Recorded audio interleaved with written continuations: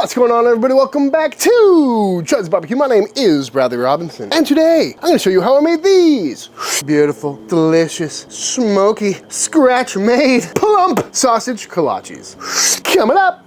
Here in Central Texas, there is a large Czech population, and one of their most popular foods is the kolache. If you've never heard of a kolache before, essentially it's a sweet pastry with an indent in the middle that's typically stuffed with cream cheese or other fruit fillings. You're also going to see a lot of klobasniks, which is that same dough wrapped around a sausage or sometimes some ham and cheese. But here in Austin, the term kolache almost always refers to the sausage-wrapped pastry, so that's what we're going to be calling it today, because that's what we're about to make, and it is going to be delicious.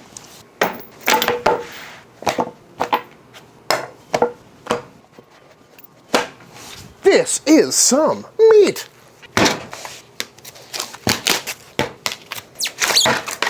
Ooh. What I got here is 2.5 pounds of some brisket and 2.5 pounds of some pork butt. Because today we're going for a super classic kind of Czech style sausage for these kolaches, which is just going to be a pretty basic beef and pork mixture with some mustard, garlic, nothing too fancy today. So like all sausages, first thing we need to do is cut this up into little cubes or strips so it fits down our grinder a little bit easier. And we'll chill in the freezer quicker because, as always, we want to keep this stuff as cold as possible to make sure we get a nice clean grind.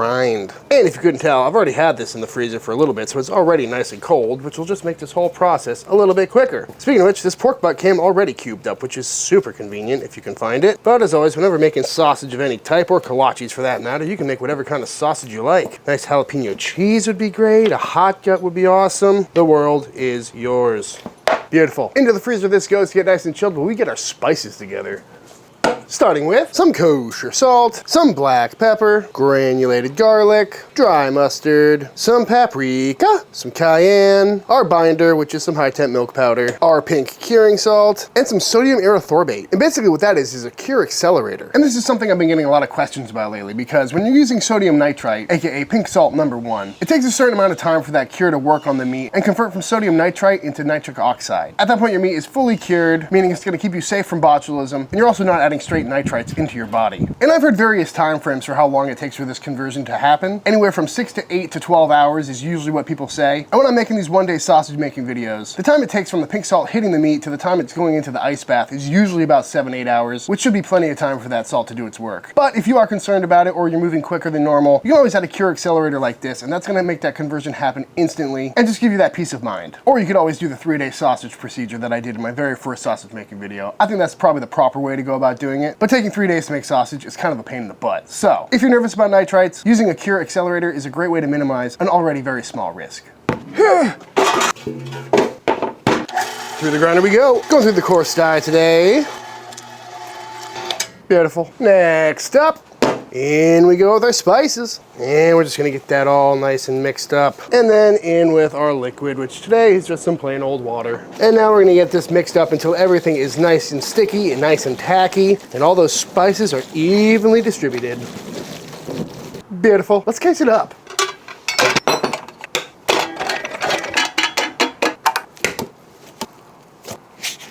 What a fit.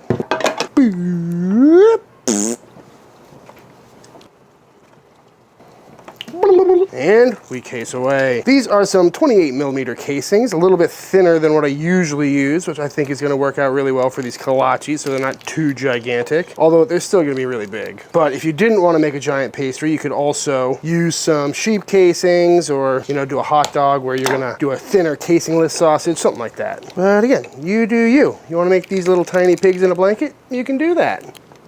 And just like that, all linked up. So I'm gonna pop these in my kitchen with a fan blowing at them for the next little bit to help dry out the casings. That way we can snip between these without all the meat coming out of the ends. So probably about 30-40 minutes under a fan.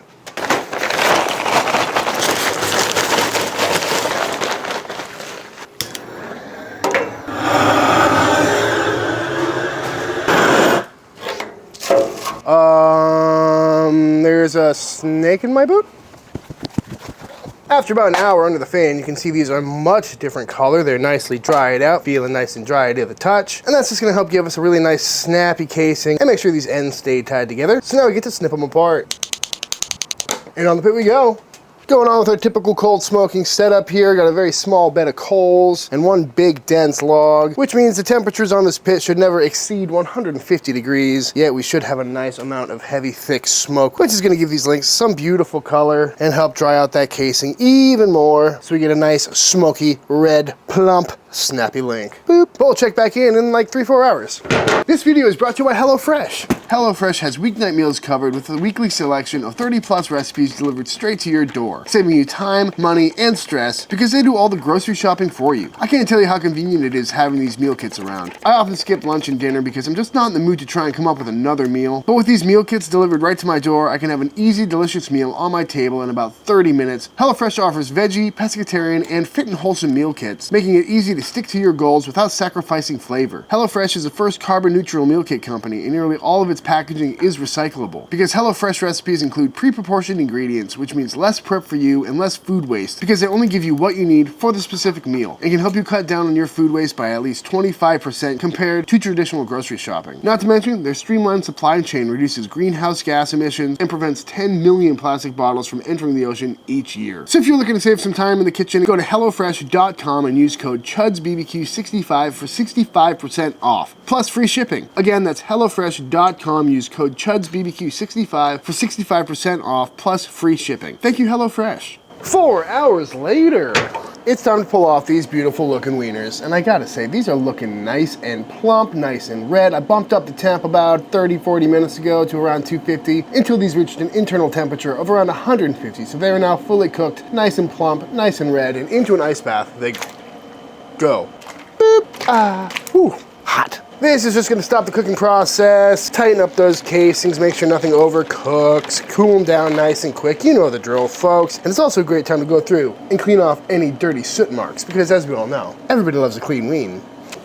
And just like that, we've got ourselves some absolutely beautiful looking clean wiens that I'm gonna pop in the fridge and we're gonna pick this up tomorrow. Let's get our dough ready. Starting with some warm milk, our yeast, and a whole bunch of sugar.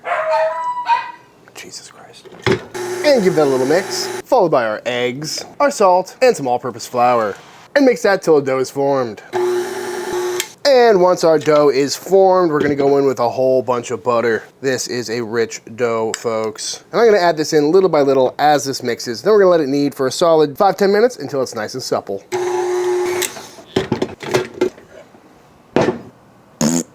Nice supple dough, nice and soft. Into a grease bowl we go to let this double in size for the next hour or so. About an hour and a half later, this dough has doubled in size and is looking absolutely beautiful. Oh, just look at that bubble go. Boop, boop. Oh, goodness. It's excited to see you. Punch it down and out it comes. Ooh. Beautiful. Now we're gonna portion this out into 100-gram dough balls, maybe 110. I'm not gonna be too picky about it, but not 150. Beautiful. Next up, I'm just forming these into some cute little balls, make them a little bit easier to roll out, hide all the seams on the bottom, rolling it through a little flour because this is still pretty sticky, and there we go.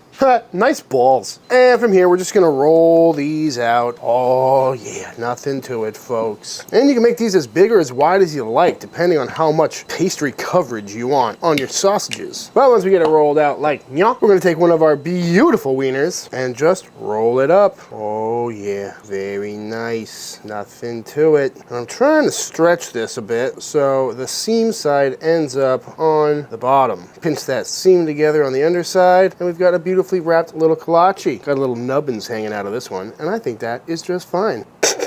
That's funny looking. On a sheet pan we go, and now we repeat. We'll go full coverage on this guy if we can. Pinch it all together. So cute. For this next one, I'm gonna try and throw some cheese in there and a couple of pickled jalapenos. Made these the other day in my nacho making video. Check that out if you haven't. I'm not sure how to go about doing this, but we're just gonna see how it comes out. Don't know if that's gonna hold out, but we will see. And that's kind of the beauty of kolache making, you know, you don't need to use sausage. You could use just a slice of brisket and some cheese, or whatever you want to stuff inside of a pastry, really. Very nice. Once you got all your wieners wrapped up, I let these rise for about another 30 minutes or so they're nice and puffy and all that dough is relaxed. And in the back here, I had some extra dough balls and I didn't need to make, you know, 1,000 kolaches. So I just put some little coins in there and a little dong in this one. So, anywho, before these go into the oven, I'm just gonna paint these with a bit of an egg wash, just for good measure. And now into a 375-degree oven these go for the next 15-20 minutes. And just like that, our beautiful kolaches are out of the oven. I hit them with some melted butter as soon as they came out of the oven. So now I'm gonna let these cool down and we are gonna dive on in. Kolache Mountain. I'm ready. I mean, what's not to like about a beautiful kolache, folks? A nice, smoky, plump, house-made sausage and some nice, light, fluffy dough. It's just a giant pig in a blanket, really. And we can't forget about this weird little guy. How you doing? And there we have it. Beautiful cross-section, nice juicy sausage in there. Nice, pillowy, soft pastry. Woo, very exciting. Tell you what, this would be a great thing to bring to a game day too, you know, slice them up like that, put a little mustard or something on there. I'd be happy. Let's check in on this guy, shall we? Oh, that's the way to do it, folks. Got that nice layer of cheese on top of that juicy sausage. Pickled jalapenos in there, and it really didn't affect the dough all that much either. I was worried that extra liquid or goo from the cheese might be an issue, but turns out that it was all good. I'm gonna give this a bite real quick. Oh, that was phenomenal. It's like a perfect food, you know? It's the hot dog and the bun all in one. Nothing wrong with that. That was so good. It's perfect. All the extra grease from the sausage is absorbed into the pastry and just makes for a perfect bite. Everything's heated through perfectly too, by the way. I was a little concerned that this dough would be cooked before that sausage was thoroughly heated through, but turned out perfectly. I also got this one over here. As you can see, this one has just got some cheese in there that started oozing out. It makes me want to experiment with how cheesy we could make one of these things. Throw a cheesy sausage in there, throw a bunch more cheese into the pastry. I went pretty light on the cheese that I went in these, you know, it was like a slice or a half slice, but I think next time I'll up it, really see how far we can get. Oh, oh, the cheese, so good. That is a lovely bite. That dough is just so soft. It's honestly not as sweet as I was expecting it to be with all the sugar that we put in there, but that's pretty cool. Oh, still real soft, real fluffy. Love it. Honestly, this jalapeno cheese one is calling my name again. Maybe throw a little mustard on there. Why not? Boop. Now that's a happy bite. Oh, it's so good. That is so good. Would you like a jalapeno cheese bite? What do you think? It's good. Gotta say, folks, if you got the equipment, this is definitely something worth making.